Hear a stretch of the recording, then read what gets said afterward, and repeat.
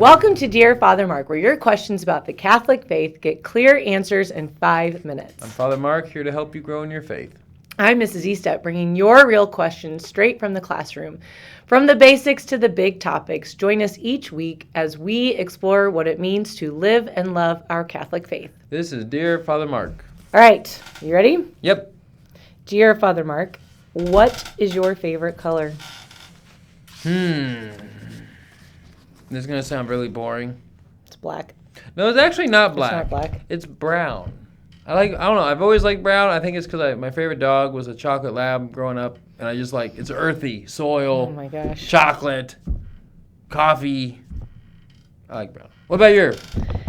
Sunset orange. It's my favorite color. Okay, very different. Yeah. Okay. Not Sunrise not boring. orange. No, Sunset it's orange. different. Keep going. It's You're doing different. great. All right. What liturgical season is your favorite and why? My favorite liturgical season is Easter. And why? Because that's what it's all about. I mean, really, the Easter season is longer than Lent. Mm-hmm. Easter's not just one day. It's a whole, I think it's 50 days long. It is 50. So, my favorite liturgical season is Easter because it's where we celebrate the victory of Jesus. What about you? Advent. Okay. Because I almost did not become Catholic in Advent. So I've had to learn to love Advent. To celebrate Christmas. I like presents. All right, dear Father Mark, when did you know that you were called to the priesthood? It would have been right after an internship I had after college. So I graduated from the University of Missouri, had an internship in the midst of that with a few agriculture companies. And I was actually offered a job after an internship and moved down to Wichita.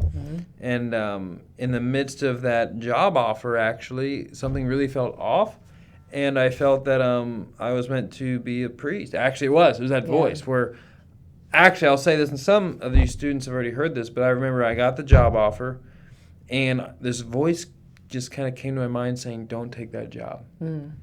And I said, what do I do? And it really was this still small voice that said, be a priest. And at that moment, I knew I was meant to be a priest. Now, it took years later for that to happen, but I would say it was basically probably right after that first job offer after college. Yeah. Okay. Dear Father Mark, how do you do an examination of consciousness? Like, I'm assuming this question was like before confession. Okay, yeah. So just to define our terms, before someone goes to confession, we always encourage the person to go to before they go to confession, do what's called an examination of conscience.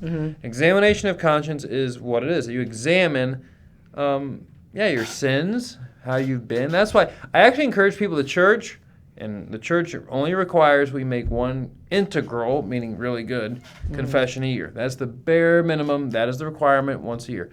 However, I encourage people, if you can, go quarterly or really like monthly. Because what is it? Confession's a time for us to get healed, as we've mentioned before, a time to get right with God, self, and others.